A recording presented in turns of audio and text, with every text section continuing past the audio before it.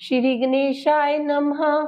ओम नमो विघ्नराजाय सर्वसौख्यप्रदायिने दुष्टारिष्ट विनाशाय पराय परमात्मने। लंबोदरं महावीर्यं नागयज्ञोपशोभितं अर्धचंद्रधरं देवं विघ्नव्यूह विनाशनम्। ओम ह्रां ह्रीं रूं रें रौं ह्राः हेरम्बाय नमो नमः। सर्वसिद्धिप्रदोषि त्वं सिद्धिबुद्धिप्रदो भव। चिन्तितार्थप्रदस्त्वं हि सततं मोदकप्रिय।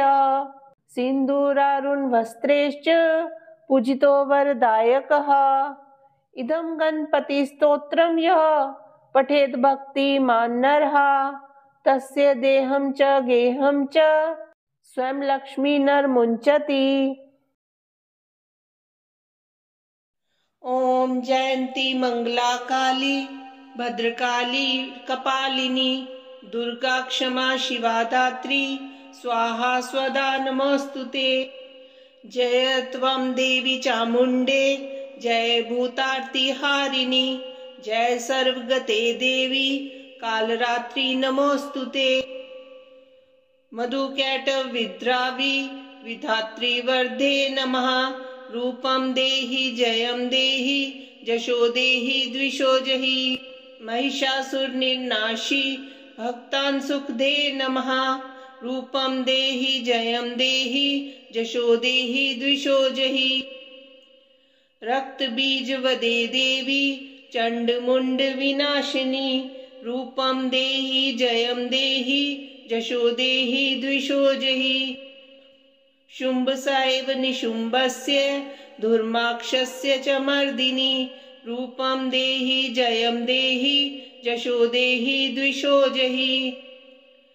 वन्दिताङ्घ्रियुगे देवी सर्वसौभाग्यदायिनी रूपं देहि जयं देहि जशो देहि द्विषो जहि। अचिन्त्य रूपचरिते सर्वशत्रुविनाशिनी रूपं देहि जयं देहि जशो देहि द्विषो जहि। न तेभ्यः सर्वदा भक्त्या चण्डिके दुरितापहे रूपं देहि जयं देहि जशो देहि द्विषो जहि। स्तुवद्भ्यो भक्तिपूर्वं त्वां चण्डिके व्याधिनाशिनी रूपं देहि जयं देहि जशो देहि द्विषो जहि। चण्डिके सततं ये त्वां मर्चन्ति हि भक्तितः रूपं देहि जयं देहि जशो देहि द्विषो जहि। देहि सौभाग्यम् आरोग्यं देहि मे परमं सुखं रूपं देहि जयं देहि जशो देहि द्विषो जहि। विदेहि द्विषतां नाशं विदेहि बलमुच्चकेः रूपं देहि जयं देहि जशो देहि द्विषो जहि। विदेहि देवी कल्याणं विदेहि परमां श्रियं रूपं देहि जयं देहि जशो देहि द्विषो जहि। सुरासुर शिरोरत्न निगृह्यश्चरणे अम्बिके रूपं देहि जयं देहि जशो देहि द्विषो जहि। विद्यावन्तं यशस्वन्तं लक्ष्मीवन्तं जनं कुरु रूपं देहि जयं देहि जशो देहि द्विषो जहि। प्रचण्ड दैत्य दर्पगणे चण्डिके प्रणताय मे रूपं देहि जयं देहि जशो देहि द्विषो जहि। चतुर्भुजे चतुर्वक्त्र संस्तुते परमेश्वरी रूपं देहि जयं देहि जशो देहि द्विषो जहि। कृष्णेन संस्तुते देवी शश्वतभक्त्या सदाम्बिके रूपं देहि जयं देहि जशो देहि द्विषो जहि। हिमाचल सुतानाथ संस्तुते परमेश्वरी रूपं देहि जयं देहि जशो देहि द्विषो जहि। इंद्राणी पतिसद भाव पूजिते परमेश्वरी रूपं देहि जयं देहि जशो देहि द्विषो जहि। देवी प्रचंड दोर्दंड दैत्य दर्प विनाशिनी रूपं देहि जयं देहि जशो देहि द्विषो जहि। देवी भक्त जनो धाम तथानंदोदयंबिके रूपं देहि जयं देहि जशो देहि द्विषो जहि। पत्नीं मनोरमा देवी मनोवृतानुसारिणीं तारिणीं दुर्ग संसार सागरस्य कुलोद्भवाम्। इदं स्तोत्रं पठित्वां तु महास्तोत्रं पठे नरः स तु सप्तशती संख्या वरमाप्नोति संपदाम्। गणेश पंचरत्नम्।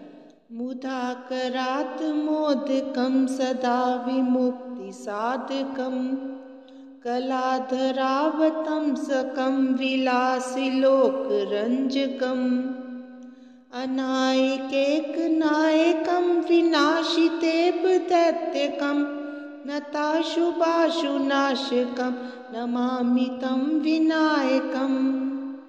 न तेतरातिभीकरं नवोदितार्कभास्वरं न मत्सुरारिनिर्झरं न तादिकापदुद्धरम्।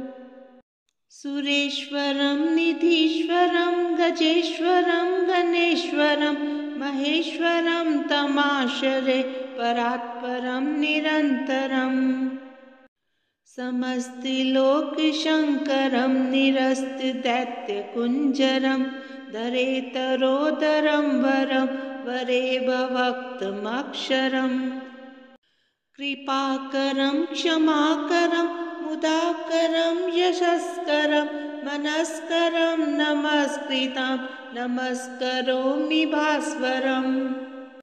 अकिञ्चनार्तिमार्जनं चिरन्तनोक्तिभाजनं पुरारिपूर्वनन्दनं सुरारिगर्वचर्वणम्। प्रपञ्चनाशभीषणं धनञ्जयादिभूषणं कपोलदानवारणं भजे पुराणवारणम्। नितान्तकान्तदन्तकान्तिमन्तकान्तकात्मजम् अचिन्त्यरूपमन्तहीनमन्तराय कृन्तनम्। हृदयन्तरे निरन्तरं वसन्तमेव योगिनं तमेकदन्तमेव तं विचिन्तयामि सन्ततम्। महागणेश पञ्चरत्नमादरेण योऽन्वहं प्रजल्पति प्रभातके हृदि स्मरन् गणेश्वरम्। अरोगतां तोषतां सुसाहितीं पुत्रतां समाहितायुरष्टभूतिमभ्युपेति सोचिरात्। ॐ संरामि देवदेवेश वक्रतुण्डं महाबलं षड्क्षरं कृपासिन्धु नमामि ऋन्मुक्तये। महागणपतिं देवं महासत्त्वं महाबलं महाविघ्नहरं सौम्यं नमामि ऋन्मुक्तये। एकाक्षरम् एकदन्तम् एकब्रह्म सनातनम् एकमेवाद्वितीयं च नमामि ऋन्मुक्तये। शुक्लाम्बरं शुक्लवर्णं शुक्लगन्धानुलेपनं सर्वशुक्लमयं देवं नमामि ऋन्मुक्तये। रक्ताम्बरं रक्तवर्णं रक्तगन्धानुलेपनं रक्तपुष्पे पूज्यमानं नमामि ऋन्मुक्तये। कृष्णाम्बरं कृष्णवर्णं कृष्णगन्धानुलेपनं कृष्णपुष्पे पूज्यमानं नमामि ऋन्मुक्तये। पीताम्बरं पीतवर्णं पीतगन्धानुलेपनं पीतपुष्पे पूज्यमानं नमामि ऋन्मुक्तये। नीलाम्बरं नीलवर्णं नीलगन्धानुलेपनं नीलपुष्पे पूज्यमानं नमामि ऋन्मुक्तये। धूम्राम्बरं धूम्रवर्णं धूम्रगन्धानुलेपनं धूम्रपुष्पे पूज्यमानं नमामि ऋन्मुक्तये। सर्वाम्बरं सर्ववर्णं सर्वगन्धानुलेपनं सर्वपुष्पे पूज्यमानं नमामि ऋन्मुक्तये। भद्रजातं च रूपं च पाशाङ्कुशधरं शुभं सर्वविघ्नहरं देवं नमामि ऋन्मुक्तये।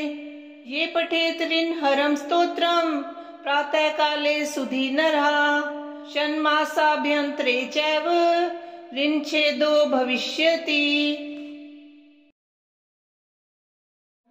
श्रीनिवास जगन्नाथ श्री हरे भक्तवत्सल लक्ष्मीपते नमस्तुभ्यं त्राहि मां भवसागरात्। राधारमण गोविंद भक्त काम परपूरक नारायण नमस्तुभ्यं त्राहि मां भवसागरात्। दामोदर महोदार सर्वापत्ति निवारण ऋषिकेश नमस्तुभ्यं त्राहि मां भवसागरात्। गरुड़ध्वज वैकुंठ निवासिन केशवाच्युत जनार्दन नमस्तुभ्यं त्राहि मां भवसागरात्। शंख चक्र गदा पद्मधर श्रीवत्स लाछन मेघश्याम नमस्तुभ्यं त्राहि मां भवसागरात्। त्वं माता त्वं पिता बन्धु सद्गुरुस्त्वं दयानिधि त्वत्तोऽन्यो न परो देव त्राहि मां भवसागरात्। न जाने दान धर्मादि योगं यागं तपोजपं त्वं केवलं कुरु दयां त्राहि मां भवसागरात्। न मत्समो यद्पि पापकर्ता न त्वत्समोऽथापि हि पापहर्ता विज्ञापितं त्वेतत् शेषसाक्षिन् मामुद्धरार्थ पतितं त्वाने।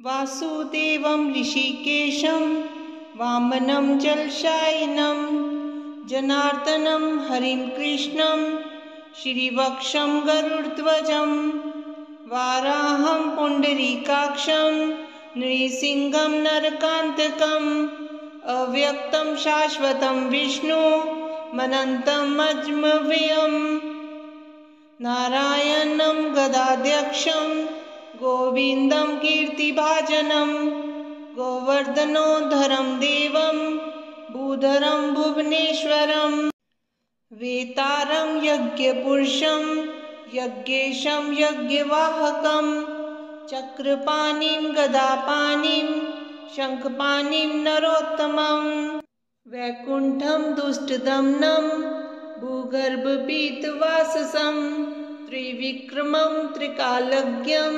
त्रिमूर्तिनन्दिकेश्वरं रामं रामं हयग्रीवं भीमं रौद्रं भवोद्भवं श्रीपतिं श्रीधरं श्रीशं मङ्गलं मङ्गलायुधम् दामोदरं दमोपेतं केशवं केशिसूदनं वरेण्यं वरदं विष्णु मानन्दं वसुदेवजं हिरण्यारेतसंदीप्तं पुराणं पुरुषोत्तमं सकलं निष्कलं शुद्धं निर्गुणं गुणशाश्वतं हिरण्यतनुसङ्काशं सूर्यायुतसम्प्रभं मेघश्यामं चतुर्बाहुं कुशलं कमलेक्षणं ज्योतिरूपं रूपं च स्वरूपं रूपसंस्थितं